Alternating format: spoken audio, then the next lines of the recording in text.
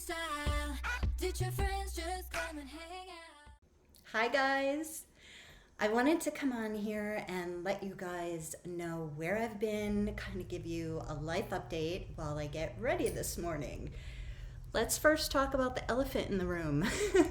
This is a skincare patch, and this is all I've been using.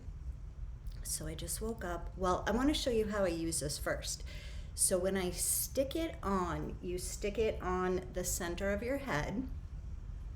And I'm not using any ring lights. I have daylight coming in. That's the only light that I'm using right now. So if the light keeps fluctuating, it's because the sun is coming in and out. So this is actually really good because you can see the actual color of my hair, my skin, the texture of my skin, everything, since I'm right by the windows with no lights.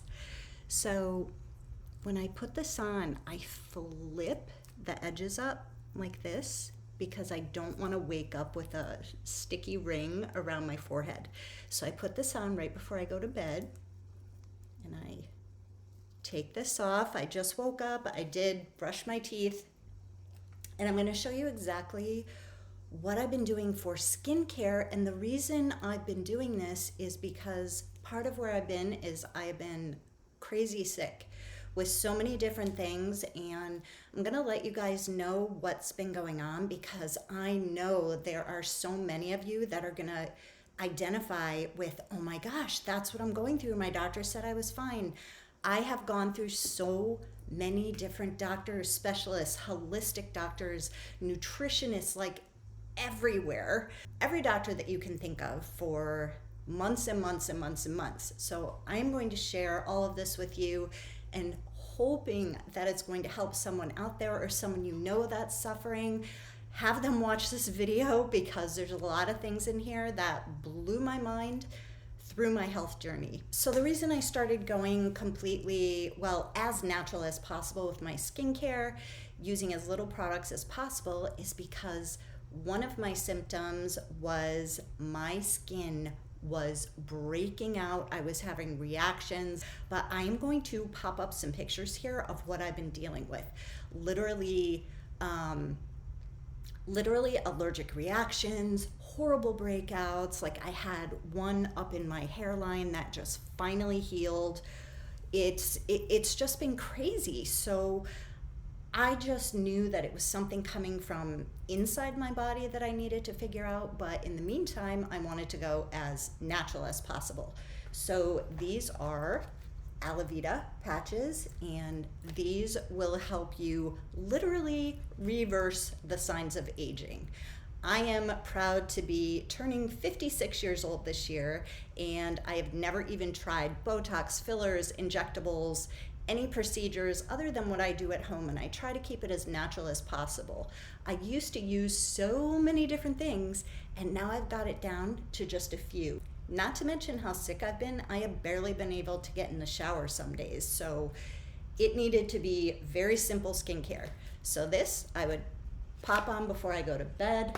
This rose water micellar water is what I use. Now, all of the Garnier micellar water is not created equal. This is the cleanest one that you're going to get, is the rose water. So I use this with these natural tissues.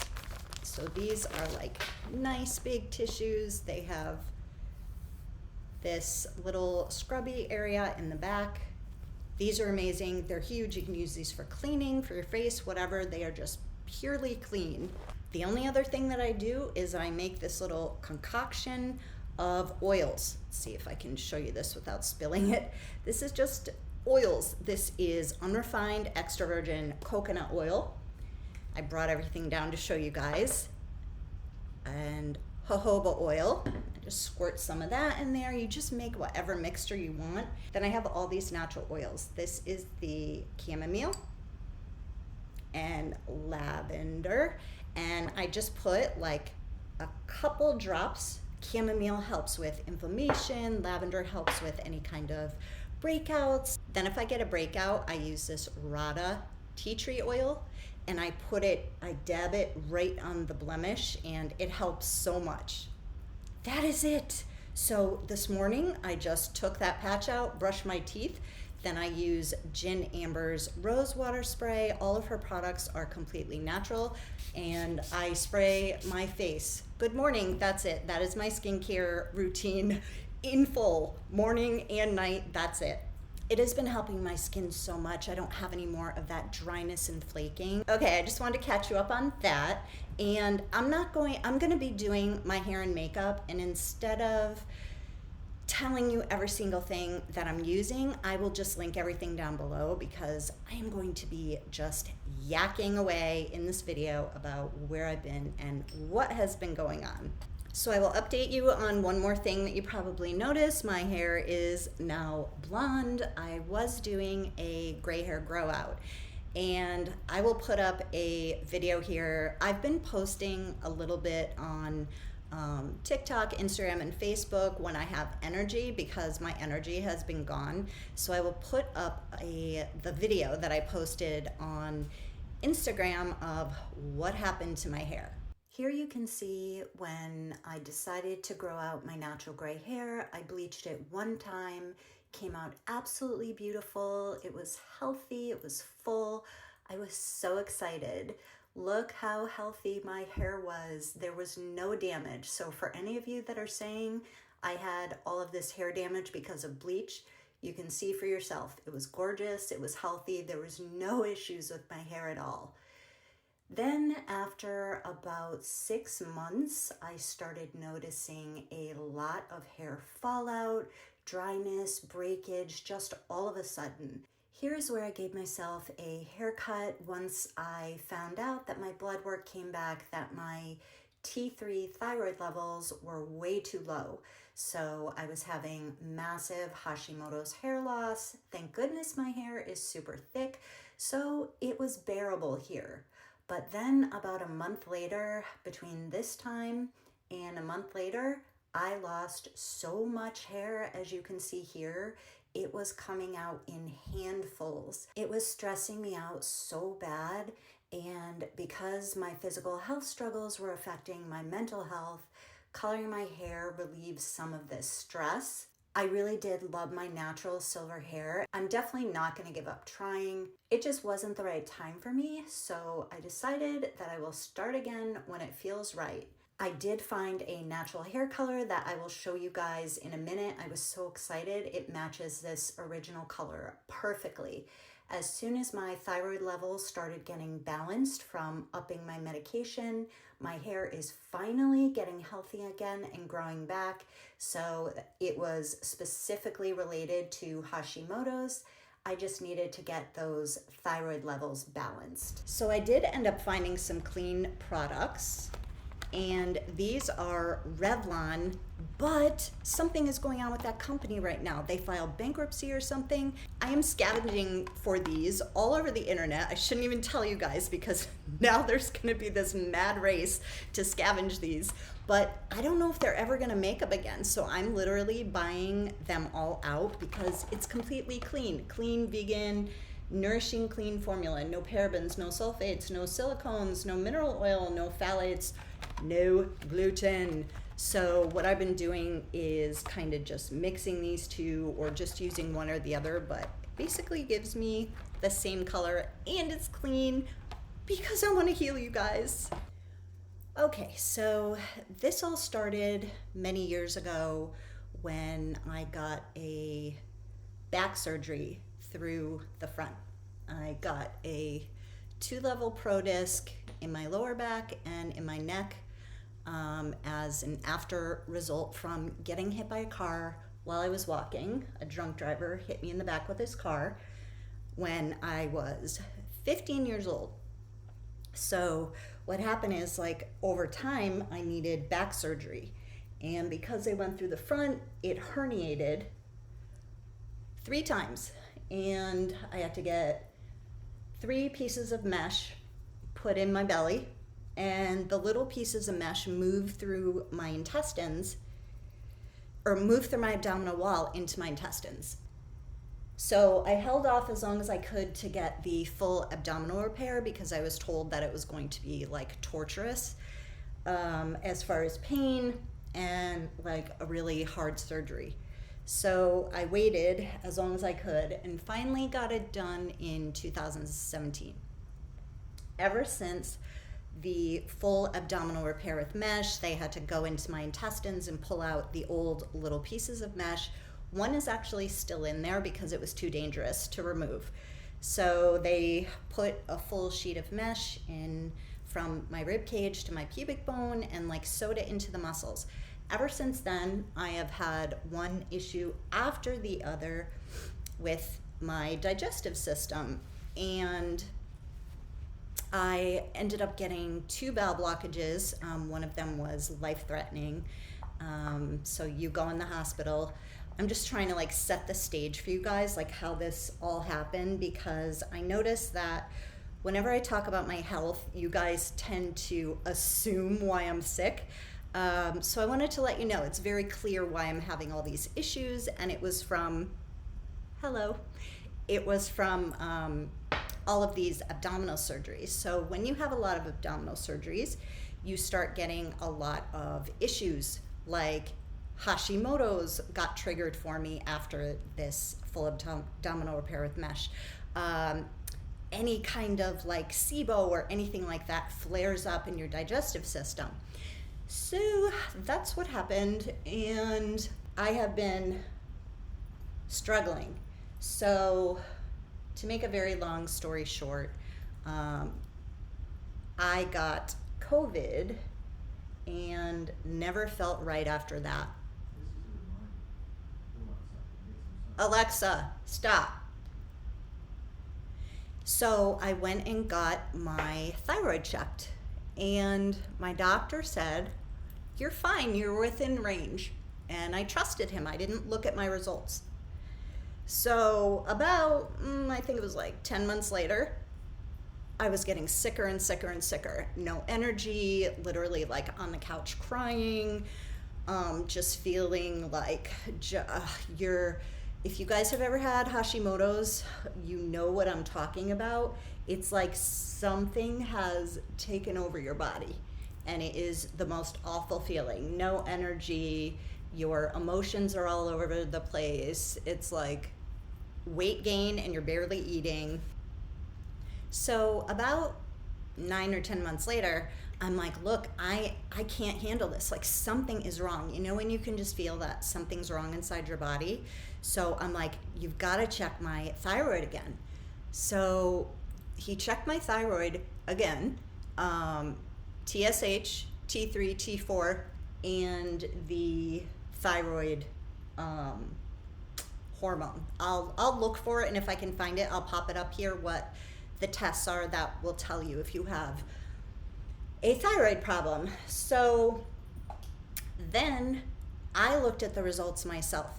Now, if you've ever looked at your blood work results, there's a scale. There's a high scale, and then you can be off the scale. And there's the low end of the scale, and you can be off the low end of the scale, okay? Here's the low end. I was right here, like 1 point away from being off the scale, okay? And my doctor again told me, you're fine. Your thyroid levels are fine. You're on the scale. So I went and looked at my own results, and my jaw dropped because I went back to all of my old results, and I could clearly see, now everyone's different, so I could clearly see that when I feel good, this is where my levels are. And I went back like years, okay? So I was good here, good here, good here, and I could see where my T3, T4 levels were.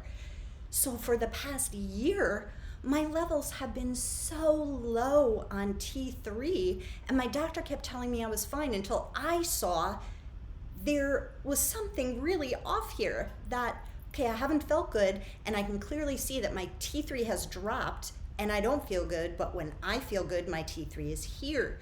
So I said to my doctor, look, there's a problem here. And he's like, no, you're on the scale, you're fine. I know you guys are jumping in your seat right now if you have ever had a doctor do this to you and make you feel like you're fine because you're in the scale. So frustrating. So another reason why I'm telling you all this is just to show you how you have to ask questions. You have to look at your own results. You have to advocate for yourself. That's why we suffer, because we trust the doctor so much. I am not bashing doctors, but you have to take your own initiative to see what's going on with yourself. If you're not feeling good, don't just take a pill the doctor gives you. Figure out what the source of the problem is. Like, it's so easy for doctors to just hand pills, and I can't tell you how many prescriptions have been called in for me that I never filled, because I'm like, no, I'm not. Like, part of what I've been going through is massive anxiety and depression. I'm not anxious and depressed. It was my body reacting to what was happening in my body that was throwing everything off. So my doctor kept trying to push antidepressants to me, but I'm like, you don't understand. I'm not depressed. This is not like who I am. If you're anxious, if you're depressed, if you have mental health issues, 9 times out of 10, it's because something is off in your body. It's hormones, it's Hashimoto's, it's some kind of illness. Something is going on in your body making you feel these symptoms of anxiety and depression. And I was determined to figure out what the source of all of this was. And I finally did it. So I told my doctor, I need you to raise my T3. I can clearly see this is where I felt my best at this level, and it's way too low for me, for my range. Another thing that is really crazy that I want you guys to understand, if you're like, oh, I've already had my thyroid checked and I'm fine. That happened to me. So when I first got diagnosed with Hashimoto's, my doctor did a main TSH test for my thyroid, and he's like, you're fine, your TSH is okay. So I was so sick. I had every single symptom of Hashimoto's, and finally someone told me, have them test deeper into test the T3 and T4. So they tested the T3 and T4, and my doctor comes back and goes, Lisa, I have no explanation for this, but you have Hashimoto's. Your TSH is showing that you have hyperthyroid, but I have every symptom in the world of hypothyroidism, and my T3 and T4 showed that I had hypo, which is a slow thyroid, but if you're strictly looking at my TSH, it shows that I am hyper. But I was gaining weight, I was having all of the issues of hypothyroidism. So that's when I went on medication, and just recently, well, about 3 months ago, my doctor finally raised my T3 again. Oh, there's a bird flying. My doctor finally raised my T3 levels, so it's taken about 3 months for that to start to come up. And as soon as it starts to come up, I start to feel like myself again. The depression starts going away, the anxiety starts going away, my energy starts coming back, but I still didn't quite feel like myself. I was like, something is still wrong. All of these breakouts on my face, having a reaction to everything that did not make sense at all, like things that I never had a problem eating before, now I would eat it and my whole entire face would like flare up. Again, I'll pop up pictures for you guys. And I'm like, I am gonna get to the bottom of this. I was having so much bloating, stomach pain, starting to feel tired again. And I'm like, okay, we're getting my thyroid balance, but what could it be now? I know this sounds like a lot, you guys, but this is what happens to so many of us. And because it's so intricate, like our bodies are so, everything, one thing is connected to another. So basically, if you have Hashimoto's, you're going to get all of these other autoimmune issues, which is what I'm dealing with. So you really have to make sure you get a doctor that is going to check you for all of these things, just to rule everything out, so you're not sitting there suffering for so long like I was. And then it ends up getting so bad that you're like, now it takes so long to recover, and that's what's been happening to me. All right, so I'm filming on my MacBook Pro because I'm gonna like Google some stuff just to show you guys. I mean, please do your own research. But here are some symptoms of Hashimoto's. I had bald patches in my head. It was literally coming out like I was having chemo. Like after I would wash my hair or if I would run my hands through, it was pulling out in chunks. Thank God I have super crazy thick hair because you really couldn't notice. But if you knew what my hair looked like before, you'd be like, oh boy, like my ponytail was like this big compared to this big thick horsetail. So you can see here, symptoms of Hashimoto's disease. The condition also includes a heightened sensitivity to cold, sudden weight gain, memory lapses, brittle nails, even hair loss. Hair loss caused by Hashimoto's is diffuse with some hair shedding all over the scalp rather than developing bare patches or bald spots. I did have a tiny, was it this side? I think I did have a tiny, almost bald patch on right here that is now growing back since my thyroid levels are up again. You can see here the symptoms of a Hashimoto's flare-up. And everyone is different, but fatigue, cold intolerance, constipation, dry skin, puffy face, muscle aches, brain fog, insomnia, low mood or depression, irregular heavy periods, enlarged thyroid or a goiter, fatigue, heat intolerance, irritability, rapid heartbeat, sleep problems, anxiety. Isn't that funny, you guys? Depression and anxiety with Hashimoto's, but my doctor wanted to put me on an antidepressant. Do you know how much that happens every single day? Is never getting to the root cause of the anxiety, the depression, the hair loss, the fatigue. It's just, oh, it's just part of life and you're just depressed. Here's an antidepressant. Never fixing the root cause that your hormones are completely out of whack. Like thyroid, T3 and T4 are hormones that runs our whole entire body.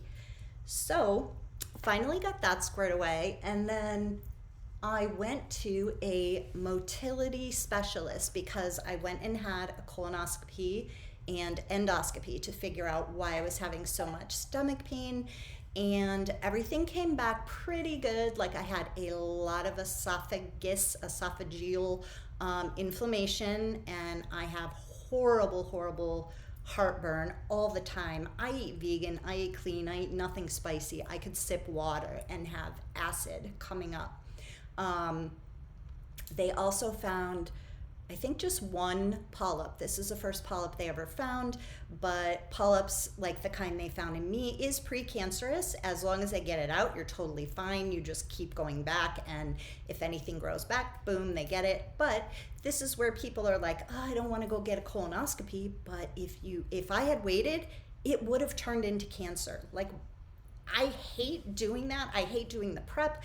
I hate going and getting it done. I literally have panic attacks anytime I go under anesthesia because I have such PTSD from so many surgeries in the past. And it's even something as little as that. When I start to go under and they start coming at me, I full-blown panic attack. And this time they were amazing. They were holding my hand like, you're okay, you're okay. They were amazing. So I will do anything to not go under anesthesia ever in my life, but it saves lives, so I do it. So when my colonoscopy and endoscopy came back, you're okay, then she sent me to a motility specialist because I'm like, why can't I move my bowels without laxatives and suppositories every single day? I cannot go to the bathroom without laxatives and suppositories. This is ever since my full abdominal repair with mesh and all those bowel blockages. The intestines gets like slower and damaged, and motility now is an issue. And I also eat vegan. Why can't I eat one vegetable now? Not one vegetable, or I am crying in pain. I'm like, this does not make sense. So she sent me to a motility specialist, and I can't talk and do things at the same time, so excuse me if I'm like just babbling and taking forever here. So I went to the motility specialist, and what I did is I wrote down every single thing from where I started with my back surgeries to the little pieces of mesh surgeries that I had, 2 of those surgeries, and then my full abdominal repair with mesh. Like, I went through the whole thing. I went through all of my symptoms, how I'm feeling, when I'm feeling it, why can't I eat vegetables? Went through the whole entire thing with the motility specialist, and he goes, let's test you for SIBO. And I had been diagnosed with SIBO years ago, and they tried to treat me with supplements instead of antibiotics because, I wanted to do the most natural thing possible. Well, I had so many die-off symptoms. I was in so much pain. I'm like, I cannot do this anymore. So I just stopped my treatment. So I have had SIBO flare-ups ever since then. And it just got to a point where if you're having SIBO flare-ups, it is going to completely make you like you can't eat anything, like have a reaction to everything you put in your body. And that's what was happening to me. So we tested for SIBO. We did, my motility specialist ordered the food marble SIBO test. I did that at home, and I tested positive for methane SIBO, which is if you have hydrogen SIBO, you're most likely having diarrhea. If you have hydrogen SIBO, you most likely have diarrhea. If you have methane SIBO, you most likely have constipation, bloating, horrible gas pains in your stomach, like not able to eat anything. So that made so much sense. So I just finished a 2-week round of antibiotics, which made all my symptoms worse because now you're going through the die-off, blah, blah, blah. Okay, so I just did a quick Google search on SIBO. So some of the symptoms, and again, everyone's different, but if you have any of these and you're like, oh, this is what's going on in my belly, you most likely have SIBO. It's super common, especially if you've had abdominal surgery. So bloating, abdominal pain, excessive belching, reflux, flatulence or wind. And when we're talking about that, we are talking about your stomach blows up like you're pregnant. I will actually pop up a picture for you guys of how big my belly gets. It's flat in the morning. As soon as I start eating, I literally look like I'm pregnant, and it hurts so bad.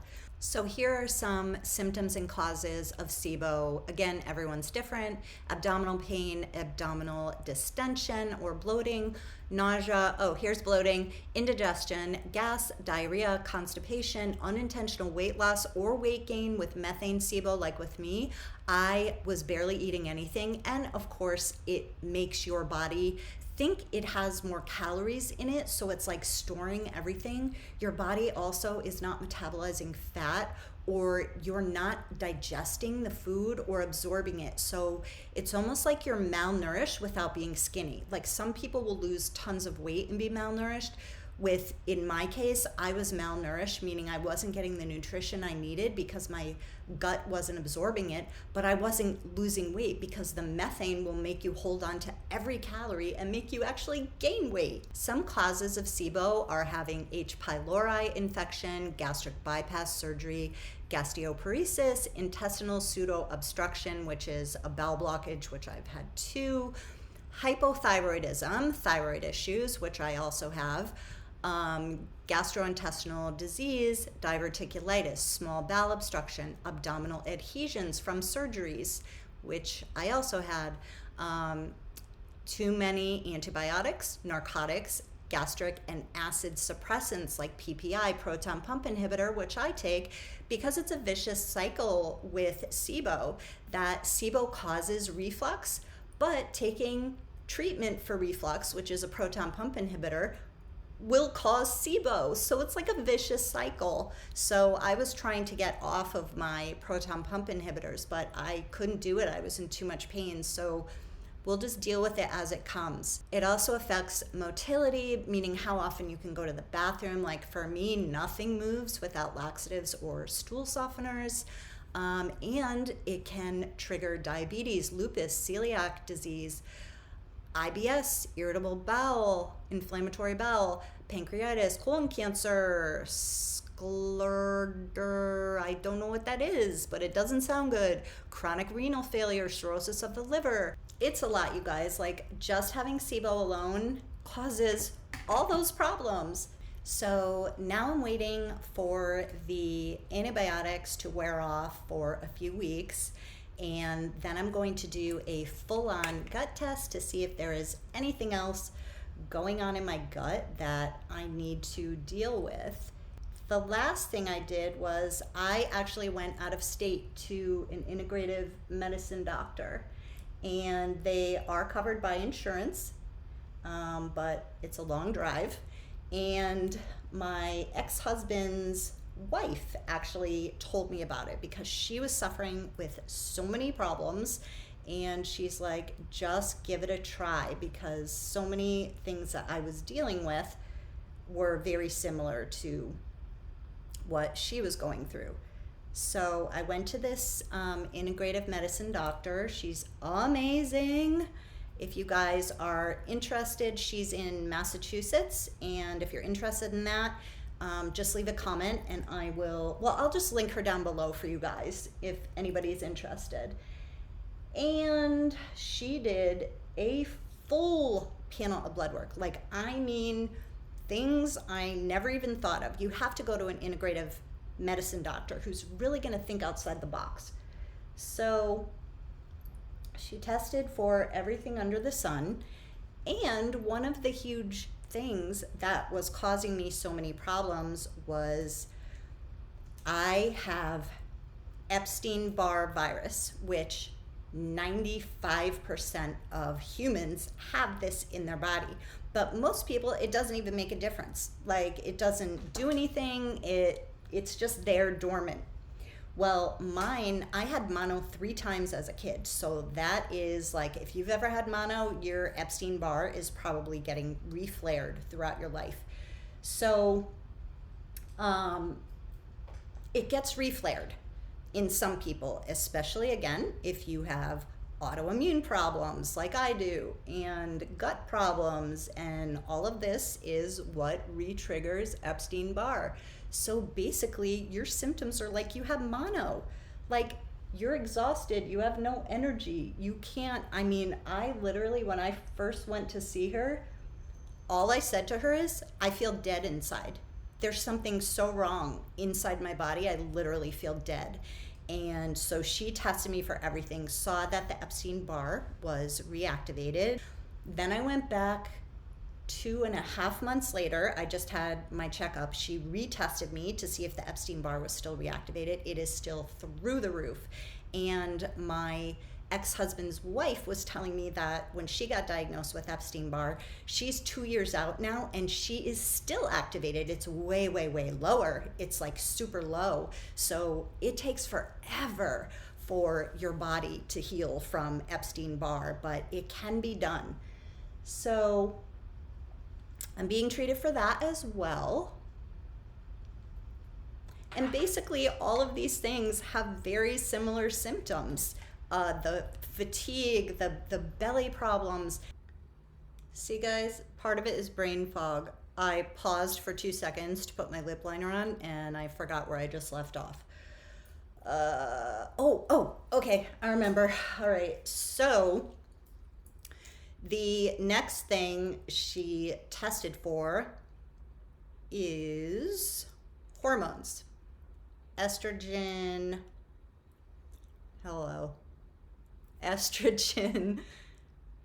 progesterone, and testosterone.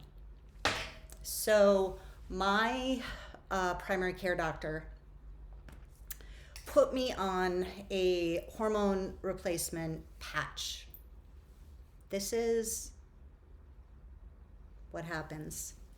This is Hashimoto's hair, you guys. This is not from damaging my hair. And I have not touched my hair with bleach. I've been using natural root touch-up on my hair, and this is what happens. It gets dry. It's finally starting to grow back. Oh, well, we're getting like see a few pieces pulling out, but oh my gosh, this is nothing. Like before, when I went like this, my whole hand would be covered with hair. So the adjusting my thyroid levels are definitely healing my hair. But as I'm talking, I'm going to show you guys how I hydrate my hair and style it so that it doesn't look like Hashimoto's hay head. So when she tested all of my sex hormones, estrogen, progesterone, and testosterone, my estrogen was good from the patch that I was on. Now I'm post-menopause, by the way. My estrogen was good, but my testosterone and progesterone were low. If you do not have your uterus anymore, you don't have to worry about progesterone. However, you can get side effects if your progesterone is low, like how you feel. So I would so recommend going and getting your estrogen, progesterone, and testosterone tested, because my primary care put me on hormone replacement therapy without even testing my hormones. He's just like, okay, here you go. And my hot flashes stopped. So I'm like, okay, I'm happy. But I wasn't happy. I was still exhausted. I was still having like problems as far as not feeling good, having no energy. So she switched me off the patch to this cream. This is what it looks like. It's a compounded cream, and you just do like, let's see the cream in there? It is so bright behind me from the window. Oh, there we go. So you just do like little, see that cream coming out? You just do like little clicks. I started out with 2 clicks twice a day. So I would do 2 clicks under each arm. You know, I would rotate. So in the morning, I would do under this arm. At night, I would do under this arm. The next day, I would do my right inner thigh. The next day, I would do my left inner thigh. So I started getting intolerance to cold and hot again. I was just feeling kind of agitated as we switched from my patches to my cream. So she's like, go up to 3 clicks. So now I'm up to 3 clicks, which ups the dosage. And I think I'm starting to get a little more energy. Like I couldn't even sit down and think to film for you guys. Like I didn't disappear because I just didn't feel like filming. I literally couldn't. My brain didn't work. I was like so super hypersensitive to sound. I was hypersensitive to anything, and my brain wasn't working.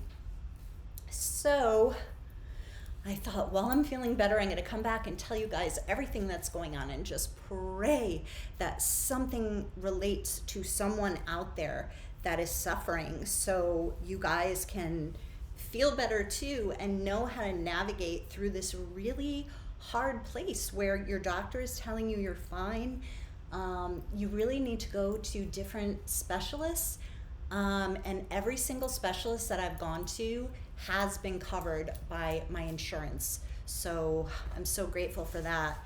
And now I am starting to kind of feel a little bit better, get some energy back, nowhere near myself. And it kind of fluctuates the way that I feel, like with my energy. Like some days, like today, I'm like, I can do this. I have to get ready anyway, so I'm just gonna film for you guys. So it's a journey, you guys. It's like this big cycle. All right, so just to let you know, if you guys haven't looked into the symptoms of menopause that you would never really think are completely affecting your life, is mental health challenges, anxiety and depression, sleep problems, joint and muscle discomfort, painful sex and urinary tract infections, new heart sensations, chest tightness, awareness of your heartbeat, skipping or racing.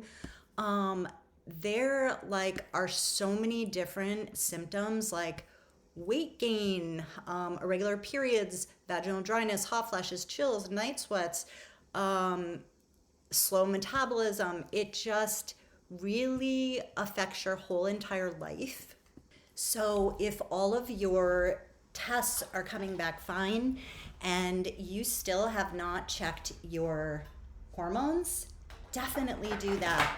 And if your doctor is giving you a hard time, don't stress about it. You just find another doctor. We totally have to advocate for ourselves, and it is absolutely not right that we have to keep suffering and the doctors are just trying to cover up symptoms that there could be a reason. I know a lot of people are very put off by hormone replacement therapy. Do your research. I researched for weeks before I made my decision. I went and got a full blood panel to make sure that I wasn't prone to blood clots, because I did have post-surgical blood clot before, and I got a blood clot after I broke my arm. But I went to a hematologist, a blood doctor, and they tested my blood, gave me the okay. So I did it in a safe as possible way. And that's what I would recommend. Don't take anybody else's advice. Do your own research. And until you feel safe with your decision, keep doing more research.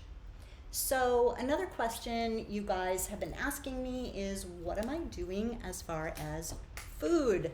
So the last time that I posted, I was eating vegan keto and I was feeling amazing, so good. Well, that only lasted for about, I think it was like 4 months. All of a sudden I started feeling so hungry and I'm like, this doesn't make sense, because when you're eating keto, like, you can go forever without eating. I had to set reminders to remind me to eat because I truly wasn't even hungry. So all of a sudden I started feeling hungry. Now, this all made sense to me because my Hashimoto's got triggered again and just kept getting worse. And the SIBO was flaring up. Even though I was eating keto, the SIBO was still flaring up. So I was feeling so hungry, I wasn't getting enough nutrition, and my food was so limited because of doing keto that I had to start eating carbs again. So I don't eat a ton of carbs. I just really try to listen to my body, and I don't really even know what my body needs right now, but I'm just taking one step at a time. If you guys want me to do any specific videos on anything, like a full hair video or a food video, or I have a bunch of clothes videos that I could do, because I've been really into the kind of cozy chic look lately because I've been home so much not feeling good, and I didn't want to like get up in the morning and be like in my ratty clothes, and I didn't want to get dressed up and be uncomfortable. So yeah, the cozy chic vibe is what I've been doing. And yeah, let me know what you guys want to see. Now that I'm feeling better, I can start posting more, and I would definitely like to do what you guys want to see more of. So like today I made a smoothie. I do that every morning. It's actually still sitting here. I have to drink it super slow so that my belly doesn't get triggered. That is like a lot of rice protein. Oh, and I found this yogurt. Hang on. I found this yogurt. It's Kite Hill Greek style plant-based yogurt. 17 grams of protein, plain unsweetened. It does have soy in it. Again, a lot of people are like, oh, don't eat soy over 40. You guys, it's just the opposite. You're losing estrogen. Why would you not want to eat soy to up your estrogen that you're lacking? Like, I don't get it. I'm eating soy. I want my estrogen back because that's when you feel better. Again, go get your hormones tested, because if your estrogen is high, then you don't want to be eating soy. But most of us over 40, over 50 are going to have low estrogen. And there are some people that cannot take hormone replacement therapy. So what they do is eat soy. They eat tofu, they eat soy products to up their estrogen, and are getting rid of hot flashes naturally by doing that. So again, talk to your doctor, do your own research, make your own decision, get your hormones tested, and make a decision from there. So I do like flaxseed in there, blueberries, banana that are like on the verge of green, because if a banana is very yellow or starting to go brown, it's got more sugar. So you definitely want to try to keep your sugar low, especially with SIBO, because SIBO feeds on sugar. And again, you can still get SIBO when you're eating keto, because it happened to me. So what else do I eat? I don't know. I'll have banana with peanut butter. That's been working for me.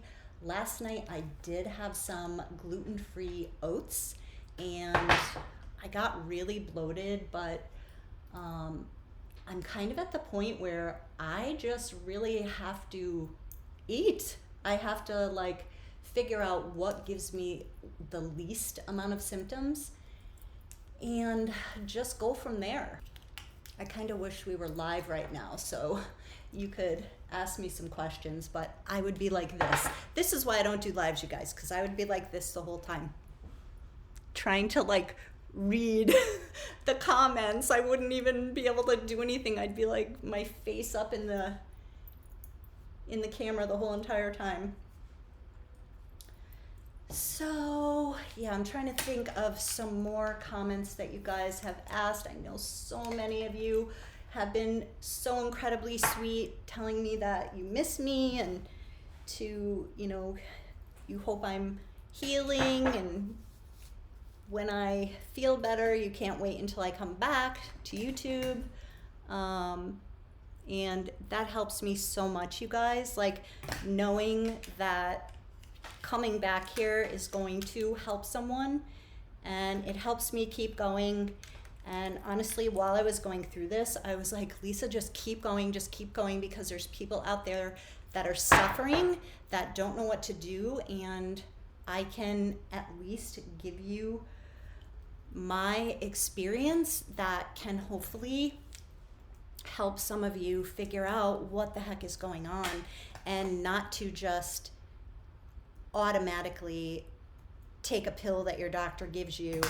Ask them, well, okay, I'm feeling this way and this is what's happening to me, but why?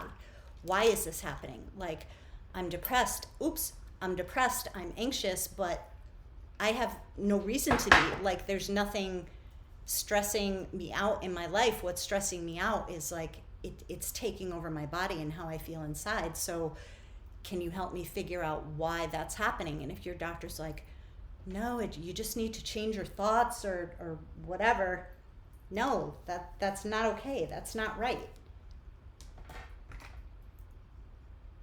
Trust your gut, you guys. And, if they prescribe something, just ask for a full blood panel of all of the things that I just mentioned, like your estrogen, progesterone, testosterone, a full thyroid panel with TSH, T3, T4.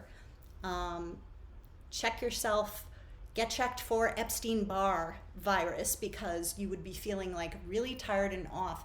And ironically, all of these things that I've been suffering with have such similar symptoms that it was just blasting me with all of these symptoms.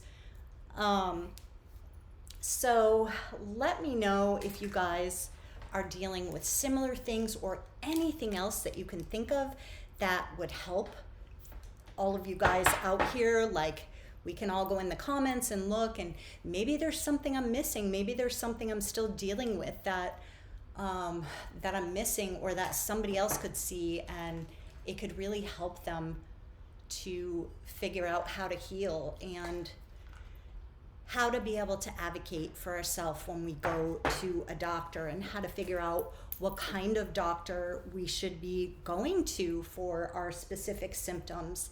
If everything is coming out fine, but we're still not feeling good, that's telling us something. Like, something's going on in our body. Do not settle. Do not settle for feeling terrible. And if you get a diagnosis and it doesn't feel right, don't stop. Go and get a second opinion. Go to a different kind of doctor. Go to a specialist. And I don't care if 5 doctors keep giving you the same diagnosis, and your gut is telling you, no, there's something wrong. There's something else wrong that you guys are missing. Don't give up. Just do not give up. Like, this is what I've been dealing with, and it has finally started to pay off. Like, I could not function at all. I was literally feeling like, what's the purpose in even getting up every day? What's the purpose in having this quality of life? It was that bad that I would just wake up and cry and go lay on the couch and couldn't do anything. Nothing. I didn't want to talk to anyone. I didn't want to go anywhere. I was just like suffering hardcore, and that's not okay. So my hope for all of you is that by me being really vulnerable here and sharing what I'm going through, that it can help you or someone else. And I missed you guys, and I'm glad I'm back. And this was a long time coming. I was wondering if I was ever going to be able to come back here and like post for you guys, because I was suffering so bad. But to be sitting here and having my brain be clear and to be able to like talk I'm happy. I have a long way to go, but it feels good. Don't give up, you guys. I am sending you so much love, so much healing, so much strength. You can do this. You got this. Share this video with anyone who is struggling right now. And I love you. If you enjoy this kind of video, please give it a thumbs up and subscribe to see more videos. Let me know down in the comments what you want to see next, and I'll see you soon.